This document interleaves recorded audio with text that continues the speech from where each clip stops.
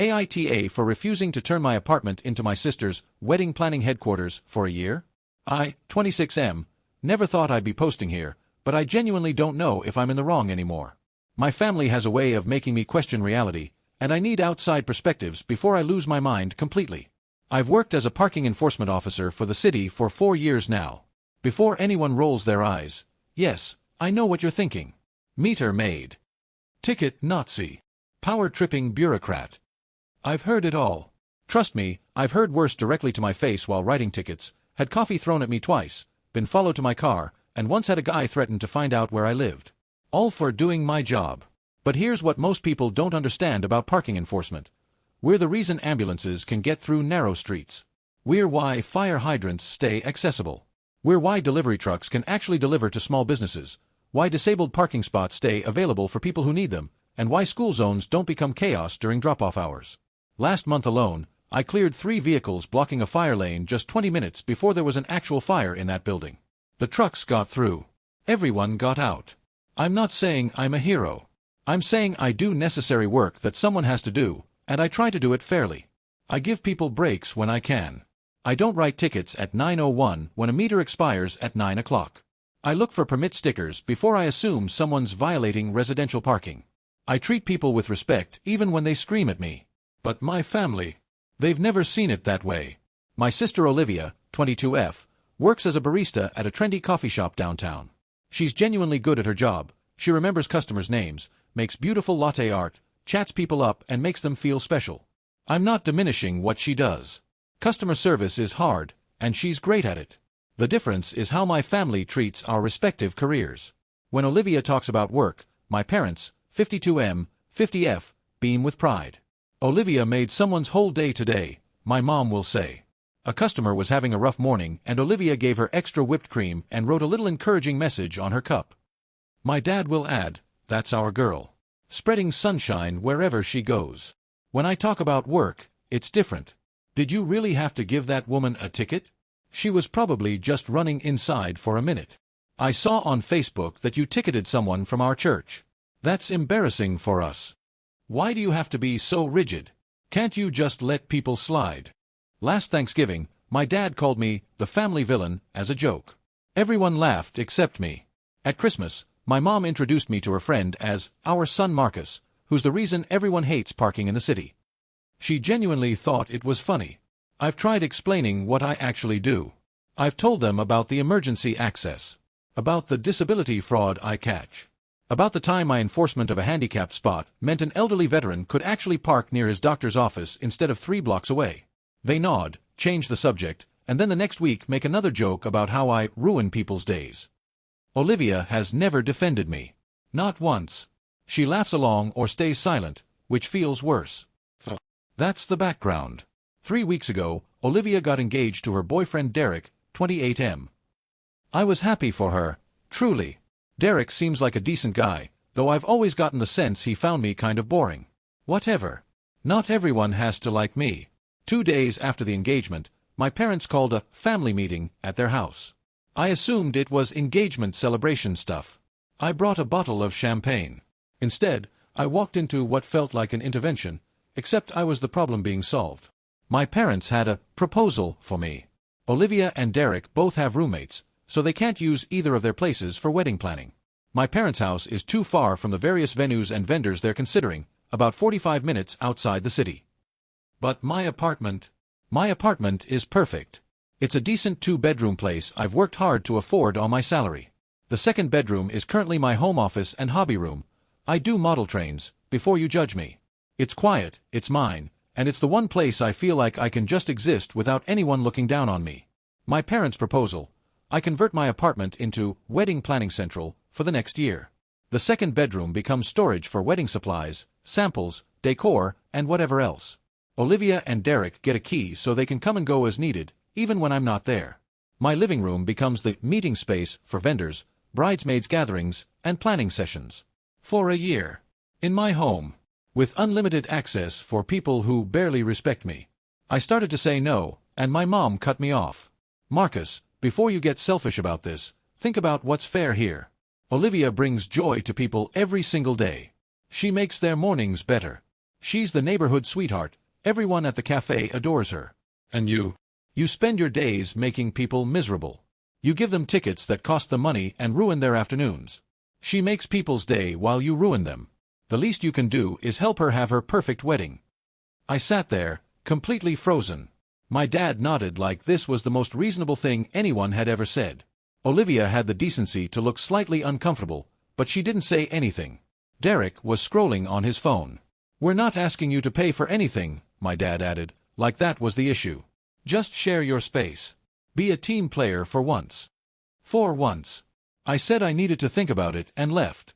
They've been texting me daily since then. Mom sent a Pinterest board of wedding staging ideas for my living room. Dad sent a passive-aggressive article about how family sacrifice creates lasting bonds. Olivia sent a single message, "It would really mean a lot to me. Think about it." My best friend thinks I'm absolutely justified in saying no. My coworker thinks I should set it on fire, metaphorically, and go no contact. But a small poisoned part of my brain keeps whispering that maybe they're right. Maybe I am selfish. Maybe I do ruin people's days and this is my chance to contribute something positive. I haven't answered them yet. I've written about 15 different responses and deleted them all. Am I the asshole for not wanting to do this? Edit, I should clarify, they're not offering to pay rent, help with utilities, or contribute anything. The proposal was that I do this for free as a family contribution. Also, my model train setup took 3 years to build. It would have to be completely dismantled and stored somewhere, where? For the duration. Update 1. The conversation that changed everything. 3 days after I posted here, I still hadn't responded to my family. The comments on my original post were overwhelming. I didn't expect that many people to validate what I was feeling. A lot of you shared stories about being the family scapegoat, about having jobs that people disrespect, about boundaries being treated as a tax. I read every single one. But the real shift came from somewhere unexpected. My supervisor, Gary. Gary, 54M, is one of the most respected people in our department. He's been doing this job for 23 years, started when he was younger than I am now. He's the one who trained me, who taught me the job wasn't about punishment but about maintaining order and access. He's fair, patient, and incredibly good at defusing hostile situations. We were on a break, eating lunch in the municipal lot where we park our vehicles, when he asked me if everything was okay. I must have been visibly off, because Gary's not usually one to pry. I didn't plan to tell him everything, but somehow it all spilled out. The engagement, the proposal, my mom's comments about how Olivia makes people's days while I ruin them. How I've spent 4 years trying to prove my job has value and my family still treats me like I'm doing something shameful. Gary was quiet for a long moment. Then he said something I'll never forget. "My daughter didn't invite me to her wedding." I stared at him. Gary's mentioned his kids before, 2 daughters, both adults now. He's got their photos on his desk. I'd always assumed they were close. "Her fiancé's family is very concerned with appearances," he continued. "They didn't want their guests knowing that their son-in-law's father-in-law is a parking officer. Too embarrassing." My daughter agreed. She told me it would be easier if I just didn't come. Gary. That's painful. Yeah. It was. Still is, some days. He took a bite of his sandwich like this was any normal conversation. "But here's what I figured out, Marcus. The shame isn't in the work. The shame is in people who can't recognize that every functioning society needs someone to maintain the unglamorous systems. Someone has to make sure the streets work. Someone has to enforce the rules that keep things fair. The fact that most people only notice us when they're inconvenienced doesn't mean our work doesn't matter. It means they have the luxury of taking it for granted." He looked at me directly. Your family looks at your sister and sees someone who gives people a tiny dose of happiness in their morning. That's real. That's valuable. But you know what else is valuable? Making sure the ambulance got through to save Mrs. Hernandez on Cypress Street last year. Making sure the accessible spots stay accessible. Making sure the fire lane was clear when the elementary school had that kitchen fire. You do work that people resent, and you do it anyway because it matters. That's not shameful. That's integrity. I didn't know what to say. My throat was tight. "Your family wants you to feel small, so you'll make yourself smaller for their convenience," Gary continued. "But you're not obligated to shrink. You're not obligated to convert your home into a shrine for someone who's never once stood up for you. Saying no isn't selfish. It's self-respect." After lunch, I went back to my route with a different weight in my chest. Lighter in some ways, heavier in others. That night, I wrote my response to the family group chat. It took me 2 hours and I didn't delete it once. I've given this a lot of thought, and my answer is no. I'm not converting my apartment into a wedding planning space. My home is my home, and I'm not comfortable giving unlimited access to it for a year. This isn't about not wanting Olivia to have a nice wedding, it's about maintaining reasonable boundaries around my own living space. I also want to address something Mom said at the meeting. I don't ruin people's days for a living. I enforce regulations that keep streets accessible for emergency vehicles, ensure handicapped spaces are available for people who need them, and maintain order in parking zones that would be chaos without enforcement. I've spent 4 years doing this job professionally and ethically, and I'm tired of having it dismissed as something shameful. I love this family, but I need to be treated with the same respect that Olivia receives. My job is different from hers, not lesser. I'd appreciate if we could move forward with that understanding. I'm happy to contribute to the wedding in other appropriate ways, helping with a specific task, attending showers and events, being a supportive brother. But my apartment is off the table. Marcus. The response was immediate and exactly what I expected. Mom, I cannot believe you're making this about you when your sister is planning the most important day of her life. Dad, disappointing but not surprising. You've always put yourself first. Olivia, I didn't realize this would be such a big deal. Sorry if I made you feel used. I just thought since you're alone there anyway it wouldn't matter. That last one stung the most. Since you're alone there anyway. Like my life is just empty space waiting to be filled with someone else's priorities. I didn't respond to any of them. I put my phone on silent, worked on my model train setup for 3 hours, and went to bed feeling more at peace than I had in years. Update 2. Standing my ground. The next few weeks were difficult but clarifying. My parents tried several tactics. First came the guilt. Your grandparents would be so disappointed in how you're treating family. Then came the bribery. What if we paid for part of your utilities during the year? Note, they'd never offered to help with my bills before, and framing basic consideration as a special favor was almost impressive in its manipulation. Then came the cold shoulder. Complete radio silence for 11 days. I used that silence to do something I should have done years ago. I started seeing a therapist. Her name is Dr. Rashid, and in our first session, she asked me something that cracked me open. When was the last time you felt genuinely proud of your job without immediately thinking about how others might judge it? I couldn't remember. Every accomplishment came with a built-in asterisk in my mind. I helped clear that fire lane, but people probably think I'm just a power-tripping ticket writer. I made sure the accessible spaces stayed open, but my family would say I'm ruining someone's day over a parking spot. Dr. Rashid helped me see how deeply I'd internalized my family's narrative.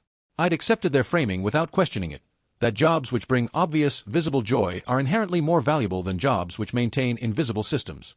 But invisible systems are what make the visible ones possible. The barista makes beautiful lattes because someone maintained the road the coffee truck drove on, ensured the delivery zone was clear, kept the electrical grid functioning. Nobody thanks the grid workers until the power goes out. Essential but unpopular work, Dr. Rashid said, is often the most valuable because it requires someone to endure discomfort for the public good. That takes a particular kind of strength. Meanwhile, the wedding planning proceeded without my apartment. Olivia and Derek ended up renting a small office space downtown for their planning headquarters. It cost them money they clearly resented spending, based on the pointed comments Olivia made on social media about having to pay for space when family wasn't helpful. I let it go. I'd said what I needed to say. Their feelings about my boundary were not my responsibility. The wedding itself was in September. Beautiful venue, nice weather, about 150 guests. I attended. I wore a suit I paid for myself. I gave a generous gift from the registry. I shook hands, smiled for photos, and kept conversations surface level. During the reception, my mother cornered me near the bar. I hope you're happy, she said. Olivia was so stressed about the planning space situation. It added so much unnecessary pressure to an already overwhelming time. That's unfortunate, I replied calmly. I hope she enjoys her marriage. The ceremony was lovely. You know, Marcus, being part of a family means sacrifice. It does. And sacrifice should be mutual, not unilateral. She didn't have a response for that. I took my drink back to my table and spent the rest of the evening having genuinely nice conversations with Derek's extended family, who seemed to find my job interesting rather than embarrassing. His uncle was a former city planner and asked me detailed questions about enforcement patterns and accessibility compliance. It was the most engaged anyone had been in my work in years. I left the wedding feeling strangely peaceful. I'd done my part. I'd shown up, been gracious, and maintained my dignity. Whatever came next, I could live with. Update 3. 3 months after the wedding, everything changes. 3 months after the wedding, I got a text from Olivia. Just 2 words. Can we talk? I almost didn't respond. Our relationship had been functionally non-existent since my boundary setting. She hadn't reached out except for obligatory holiday texts, and those felt more like performance than connection. But something made me say yes. Maybe curiosity. Maybe the therapy was working and I was more open than I used to be. We agreed to meet at a coffee shop, not her workplace, neutral ground. When I arrived, Olivia was already there. She looked different. Not physically, really, but there was something subdued about her. Less performatively cheerful. When she saw me, she didn't do the exaggerated wave and smile she usually did. She just nodded and gestured to the seat across from her. "Thanks for coming," she said. "I wasn't sure you would." "I almost didn't. But you asked so. Here I am." She wrapped her hands around her coffee cup like she was cold, even though the shop was warm. "I need to tell you some things. Some of them might not make sense yet, but I need to say them." I nodded. Waited. "Derek and I have been having problems," she began. "Basically since the honeymoon ended. Maybe before that, if I'm honest." I didn't interrupt. This was clearly hard for her. At first I thought it was just adjustment stuff. Living together full-time, figuring out finances, all of that. But it kept getting worse. We were fighting about everything. Whose turn it was to do dishes. Why the apartment wasn't clean enough. Whether we were spending too much money on things. I kept thinking if I just worked harder, was sweeter, did more, it would get better. Did it? No. She laughed, but it was hollow. It got worse. Last month, we had a huge fight and Derek said something that, I still can't stop thinking about it. She took a breath. He said, "Olivia, I love you, but you expect everything to be handed to you. You think being charming means you don't have to do hard things. And when something's hard, you either wait for someone else to fix it or you make them feel guilty for not fixing it for you." I stayed quiet, but something in my chest tightened. Those words could have come out of my own mouth, if I'd ever had the courage to say them. "I was so angry at first," Olivia continued. "I told him he was being cruel. That I'm a hard worker. That I've always been the one making everyone around me happy. But he said that making people feel good in the moment isn't the same as doing the difficult work of building something that lasts. That I was used to being praised for small, easy kindnesses and had never learned to do the big, hard ones." She looked up at me. Her eyes were red-rimmed. "We started seeing a marriage counselor. Her name is Dr. Whitmore. And Marcus, the things she's helped me see." She trailed off. I prompted her. "Like what?" "Like the fact that I was raised to be the golden child. That's not me being arrogant, that's what Dr. Whitmore called it. She said it's a family dynamics pattern where one child gets unconditional approval and another gets blamed for everything. The golden child learns that they deserve good things just for existing. The scapegoat learns that their needs are always secondary." I felt like I'd been struck. "Scapegoat. Yeah." Olivia's voice cracked. "That was you, Marcus. You were the scapegoat. And I never saw it because I was too busy enjoying being the favorite." She reached across the table like she wanted to take my hand, then stopped, unsure if she had the right. "I've been thinking about everything differently since Dr. Whitmore started pointing out the pattern. The way Mom and Dad talked about your job. The way they made you feel like a villain for doing necessary work. The way they asked you to give up your home for my wedding like your space and your boundaries didn't matter at all. The way I never once stood up for you because standing up for you would have meant questioning why I got treated so much better." I didn't trust my voice. I just nodded. "Your job is hard, Marcus. Not just the confrontations, but doing something every day that people resent you for, knowing it's necessary, and doing it anyway. You enforce rules that make the neighborhood work. You keep ambulances able to reach people. You make sure the systems everyone depends on actually function. And I never," her voice broke, "I never appreciated that you chose a hard job that helps people. I just accepted Mom and Dad's version, where you were somehow the bad guy because people don't smile at you like they smile at me." She wiped her eyes. "I'm sorry. I'm so deeply sorry. For the wedding thing, but also for everything before that. 4 years of letting you be treated like you were less than me. For never saying anything when they made those jokes. For making you feel alone in your own family." I finally found my voice. "Why are you telling me this now?"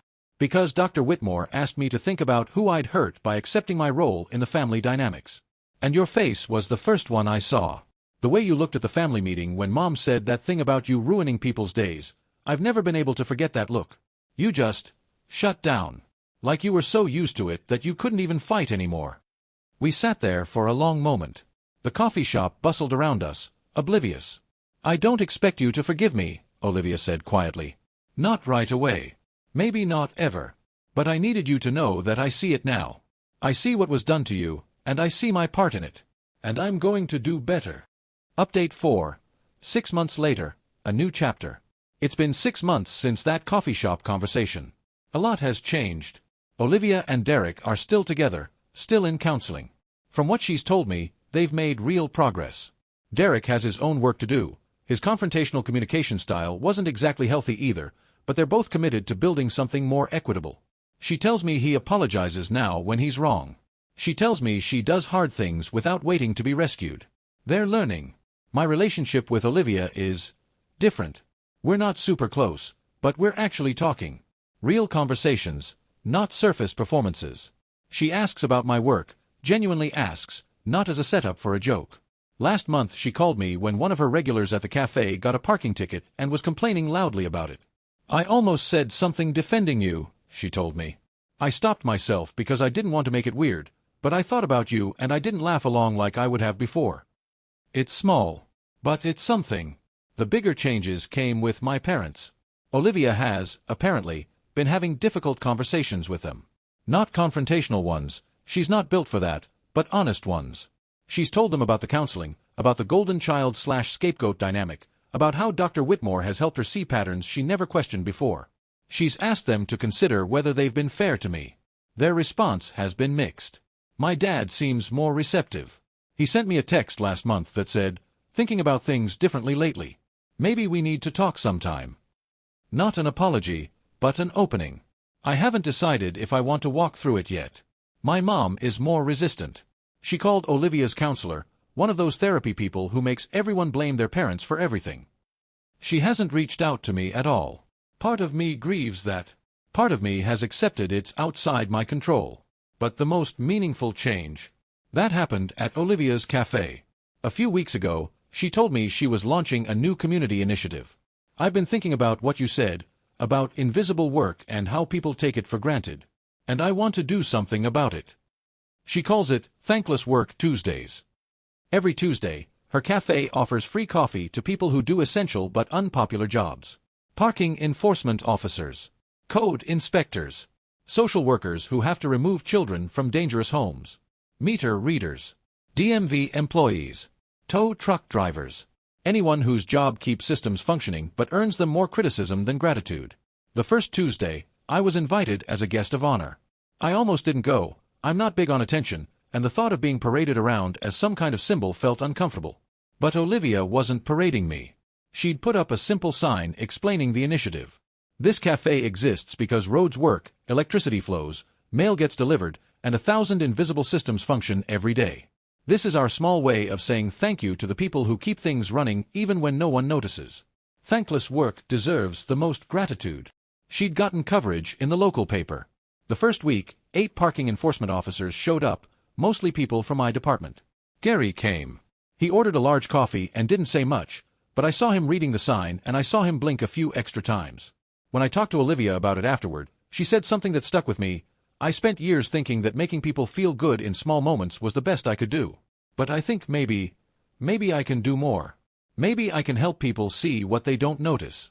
Maybe that's a harder kind of kindness, but a better one. Final update. Reflection. I've been thinking a lot about what this whole experience has taught me. I used to believe that my family's opinion was a referendum on my worth. If they didn't value my work, it must not be valuable. If they made me feel like a villain, I must be one. I'd internalized their framework so completely that I couldn't see it as a framework at all, just as the way things were. It took Gary's story, Dr. Rashid's guidance, and eventually Olivia's awakening to help me understand, other people's perceptions are not reality. The woman screaming at me for ticketing her illegally parked car isn't a reliable narrator of my moral value. My parents' preference for visible, immediately gratifying kindness over structural, invisible maintenance work reflects their priorities, not objective truth. Essential work is often unpopular because the people who benefit from it don't see the connection. The ambulance that gets through the clear fire lane doesn't know my name. The disabled veteran who found an available accessible spot doesn't know I wrote 3 tickets that morning to make it possible. The building that didn't burn because the fire trucks had access, those residents will never know I was there. That's okay. That's what makes it service rather than performance. I'm proud of my job. Not in a defensive way, but in a settled, quiet way. I do hard work that helps people, and I do it with integrity. I give fair warnings when I can. I treat people with respect even when they're hostile. I maintain systems that would fail without enforcement. That's enough. It has to be enough. My relationship with Olivia is still growing. We're not all the way to where siblings should be, but we're heading in the right direction. She's doing her own work, on her marriage, on her self-awareness, on understanding how privilege she never questioned shaped the person she became. That takes courage. I respect her for doing it. My relationship with my parents is more uncertain. I've accepted that they may never fully see me. That acceptance isn't passive, it's protective. I'm no longer waiting for their validation. If it comes, I'll receive it cautiously. If it doesn't, I'll survive. Last week, I went back to Olivia's cafe on a thankless work Tuesday. A young guy in a parking enforcement uniform was sitting by the window, looking uncomfortable the way I probably looked my first week on the job. Uncertain. Defensive. Already bracing for judgment. I sat down across from him. He tensed up, expecting criticism. First year? I asked. 8 months. Gets easier. Not the job, the people don't get nicer. But your skin gets thicker and your sense of purpose gets clearer. You're doing work that matters. Don't let anyone make you forget that. He looked at me like nobody had ever said that to him before. I'm Marcus, I said. Parking enforcement, downtown district. If you ever need someone to talk to, someone who gets it, I'm around. His name was Jordan. He'd taken the job because it was stable and had decent benefits, but he was already feeling beaten down by the public hostility and his girlfriend's embarrassment about what he did. His story sounded familiar. We talked for an hour. I told him about Gary, about Dr. Rashid, about the fire lane and the ambulance and the 1,000 small ways our work ripples out invisibly. About how the people who yell at you are rarely the people who benefit from you, and how that asymmetry can be disorienting if you're not prepared for it. When we left, he seemed a little taller. A little more certain. That felt like the whole point. Not the free coffee, not the recognition sign, not even Olivia's apology, though those things mattered. What mattered most was the continuity of it. Someone helped me see my worth, and now I could help someone else see theirs. The chain doesn't break just because individual people don't notice it. That's the thing about invisible work, it's only invisible until you learn to see it. And once you see it, you can't unsee it. I enforce parking regulations. I keep fire lanes clear. I protect accessible spaces. I maintain systems that most people only notice when they fail. I do a job that makes me no one's favorite and a lot of people's target. And I'm proud of every single ticket. TLDR, my family wanted me to sacrifice my home for my sister's wedding while treating my parking enforcement career as shameful. I said no, maintained my boundary, got therapy, and found clarity. My sister's marriage struggles led her to counseling, where she recognized our toxic family dynamics and reached out to apologize. Now she runs a Thankless Work Tuesday initiative at her cafe honoring people in essential but unpopular jobs. I'm still a parking enforcement officer. I'm still proud of it. And I'm finally surrounded by people who understand that thankless work deserves the most gratitude.